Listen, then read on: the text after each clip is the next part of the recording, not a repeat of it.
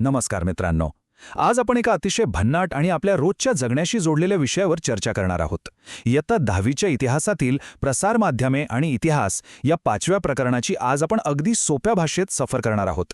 आता जरा विचार करा, आजच्या जगात स्मार्टफोन, टीव्ही, यूट्यूब किंवा ताज्या बातम्यांशिवाय आपण राहू शकतो का? अजिबात नाही. पण तुम्हाला कधी असा प्रश्न पडलाय का की प्रसार माध्यमे नेमकी कधी आणि कशी सुरू झाली, किंवा आपला इतिहास जतन करण्यात त्यांचा काय वाटा आहे? आजच्या या सत्रात आपण याच प्रश्नांची उत्तरं शोधणार आहोत. चला तर मग सुरू करूया. तर आज आपण काय काय बघणार आहोत? आपली रूपरेषा अगदी स्पष्ट आहे. 1 म्हणजे प्रसार माध्यमे म्हणजे नक्की काय. 2 प्राचीन काळातील माहितीच्या पद्धती. 3 मुद्रण किंवा छापखान्याचं युग. 4 रेडिओ आणि टीव्हीचं प्रसारण युग. 5 सध्याचं डिजिटल युग. आणि शेवटी प्रसार माध्यमांचा आपल्यावर पडणारा प्रभाव आणि त्यात असणाऱ्या करिअरच्या जबरदस्त संधी. हा प्रवास खूप रंजक असणार आहे. चला तर मग वळूया आपल्या पहिल्या भागाकडे. प्रसार माध्यमे म्हणजे काय? आपण रोज पेपर वाचतो, बातम्या पाहतो, पण या संकल्पनेची नेमकी व्याख्या काय बरं असेल? अगदी सोपी फोड आहे याची. प्रसार म्हणजे माहिती दूरवर पसरवणे किंवा मोठ्या प्रमाणातील लोकांचा समूह. आणि माध्यम म्हणजे ती माहिती पोचवण्याचं साधन. थोडक्यात सांगायचं तर मोठ्या प्रमाणावरील लोकांपर्यंत एकाच वेळी माहिती पोचवणाऱ्या साधनांना प्रसार माध्यम म्हणतात. हे लक्षात ठेवणं अगदी सोपं आहे, नाही का? आणि इथे एक अत्यंत महत्त्वाचा मुद्दा येतो, जो तुम्ही कायम लक्षात ठेवायला हवा. प्रसार माध्यमे म्हणजे फक्त बातम्यांचा रतीब घालणं नव्हे, तर योग्य माहिती देणे, समाजाशी संवाद साधणे आणि सगळ्यात महत्त्वाचं म्हणजे जनजागृती करणे. हे 3ही घटक एकत्र आले की खऱ्या अर्थाने एक परिपूर्ण प्रसार माध्यम तयार होतं. समाजाला जागरूक ठेवणं हे त्यांचं मुख्य काम आहे. आता येऊया भाग 2 वर. प्राचीन काळातील माहितीची साधने. जरा कल्पनेत जा. जेव्हा वीज नव्हती, इंटरनेट नव्हतं, तेव्हा राजा आपला निरोप लोकांपर्यंत कसा पोचवत असेल? बघा, त्या काळी सगळा खेळ तोंडी असायचा. पायरी 1 राजाचा आदेश निघायचा. पायरी 2 एक माणूस घोड्यावरून किंवा पायी गावात यायचा आणि चौकात उभा राहून ढोल वाजवत जोरात दवंडी पिटायचा. ऐका हो ऐका. आणि मग पायरी 3 एकाकडून दुसऱ्याला, दुसऱ्याकडून तिसऱ्याला, अशी ती बातमी वाऱ्यासारखी संपूर्ण राज्यात पसरायची. हे त्यावेळचं माहिती प्रसाराचं सर्वात प्रभावी नेटवर्क होतं. भाग 3 मुद्रण युग आणि स्वातंत्र्य. काळ पुढे सरकला आणि आपण आलो ब्रिटिशकालीन भारतात. आणि तिथेच एका भल्या मोठ्या क्रांतीने जन्म घेतला. ती म्हणजे छापखान्याची किंवा मुद्रणकलेची सुरुवात. आता हे वर्ष नीट लक्षात ठेवा बरं का. 1780. हे वर्ष भारतीय प्रसार माध्यमांच्या इतिहासात सुवर्ण अक्षरांनी कोरलेलं आहे. कारण याच वर्षी जेम्स ऑगस्टस हिकी या आयरिश व्यक्तीने बेंगाल गॅझेट हे भारतातलं पहिलं इंग्रजी वर्तमानपत्र सुरू केलं. परीक्षेच्या दृष्टीने तर हा खूपच महत्त्वाचा मुद्दा आहे. आणि ही समोर दिसणारी यादी पहा. इंग्रजीनंतर भारतात आणि विशेषतः आपल्या महाराष्ट्रात अनेक महत्त्वाची वर्तमानपत्रे सुरू झाली. बाळशास्त्री जांभेकरांचे दर्पण, लोकमान्य टिळकांचे केसरी आणि कृष्णराव भालेकरांचे दीनबंधू.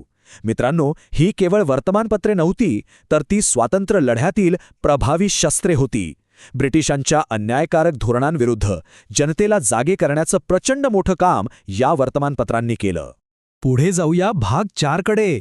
प्रसारण युग, रेडिओ आणि दूरदर्शन.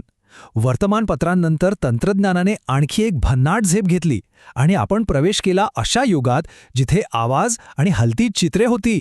या माध्यमांचा वेग खरोखरच थक्क करणारा होता. सुरुवातीला 1924 मध्ये इंडियन ब्रॉडकास्टिंग कंपनी नावाने भारतातील पहिलं खाजगी रेडिओ केंद्र सुरू झालं. पुढे 1936 मध्ये त्याचं नाव बदलून ऑल इंडिया रेडिओ म्हणजेच आकाशवाणी ठेवण्यात आलं. आणि मग 1959 मध्ये भारतात दूरदर्शनची एंट्री झाली. या दूरदर्शनने तर अक्षरशः घराघरात मनोरंजनाचं आणि माहितीचं एक नवीन जगच उघडलं. आता इथे रेडिओ आणि दूरदर्शनमधला एक साधा पण महत्त्वाचा फरक समजून घ्या. रेडिओ हे श्राव्य माध्यम आहे. श्राव्य म्हणजे काय? तर जे आपण फक्त ऐकू शकतो. आजही गाण्यांसाठी आणि शेतीच्या माहितीसाठी रेडिओ खूप लोकप्रिय आहे. पण दूरदर्शन हे दृकश्राव्य माध्यम आहे. म्हणजे आपण तिथे पाहू पण शकतो आणि ऐकू पण शकतो. यामुळे शिक्षण आणि मनोरंजन दोन्ही खूप जास्त जिवंत वाटायला लागलं. भाग 5 डिजिटल युग आणि इंटरनेट. आता आपण इतिहासातून थेट आजच्या आपल्या जगात आलो आहोत. आजचं जग जिथे मोबाईल, कॉम्प्युटर आणि सोशल मीडियाशिवाय पानाचं पान हलत नाही. हेच आहे आपलं डिजिटल युग. या इंटरनेटने तर अक्षरशः जादूच केली आहे ना. पूर्वी एखाद्या बातमीसाठी दुसऱ्या दिवसाच्या पेपरची वाट पाहावी लागायची. आज काय होतं? एका क्लिकवर जगभरातल्या बातम्या आपल्या हातात असतात. ऑनलाईन शिक्षण, जगात कुठेही बसून कोणताही व्हिडिओ बघणं आणि कोणत्याही घटनेचे लाईव्ह अपडेट्स, हे सगळं इंटरनेटमुळे आपल्या बोटांच्या टोकावर आलं आहे. पण थांबा, इथे थोडं गांभीर्याने विचार करण्याची गरज आहे. माहितीचा वेग वाढला आहे खरं, पण त्याचसोबतच खोट्या बातम्या किंवा ज्याला आपण फेक न्यूज म्हणतो त्या पसरण्याचा धोकाही भयंकर वाढला आहे. त्यामुळे व्हॉट्सअप किंवा फेसबुकवर येणाऱ्या प्रत्येक गोष्टीवर डोळे झाकून विश्वास ठेवू नका. ती माहिती खरी आहे का याचा फॅक्ट चेक करा. माहितीचं चिकित्सक आकलन करणं हा आजच्या काळातील सर्वात महत्त्वाचा धडा आहे. चला, आता आपण शेवटच्या टप्प्याकडे आलो आहोत. भाग 6, प्रसारमाध्यमांचा प्रभाव आणि करिअरचे मार्ग. आपण हा एवढा सगळा इतिहास पाहिला, पण त्याचा आजच्या आपल्या जगाशी काय संबंध आहे? आणि सर्वात महत्त्वाचं म्हणजे यात तुमच्यासाठी काय संधी आहेत ते बघूया. समाजाला सुदृढ ठेवण्यासाठी प्रसारमाध्यमे एखाद्या आधारस्तंभासारखी काम करतात. ती फक्त माहिती आणि शिक्षणच देत नाहीत, तर आपलं रोजचं मनोरंजनही करतात. आणि यातली सर्वात मोठी गोष्ट म्हणजे ती जनमत तयार करतात आणि सरकारवर योग्य तो वचक ठेवून आपली लोकशाही खऱ्या अर्थाने मजबूत करतात. आणि याच प्रचंड वेगाने वाढणाऱ्या क्षेत्रामुळे करिअरच्या अनेक नव्या आणि रोमांचक संधी निर्माण झाल्या आहेत. ज्यांना सतत नवीन घडामोडींची आवड आहे ते पत्रकार किंवा डॅशिंग न्यूज अँकर बनू शकतात. ज्यांना तंत्रज्ञानाची आवड आहे ते video editor, social media manager किंवा भन्नाट छायाचित्रकार बनू शकतात. आणि हो, स्वतःचं चॅनल काढून तुम्ही यशस्वी यूट्यूबर सुद्धा होऊ शकता. संधीत संधी आहेत. राजाच्या दवंडीपासून सुरू झालेला हा प्रवास आज आपल्या हातातील छोट्याशा स्मार्टफोनपर्यंत येऊन पोहोचला आहे.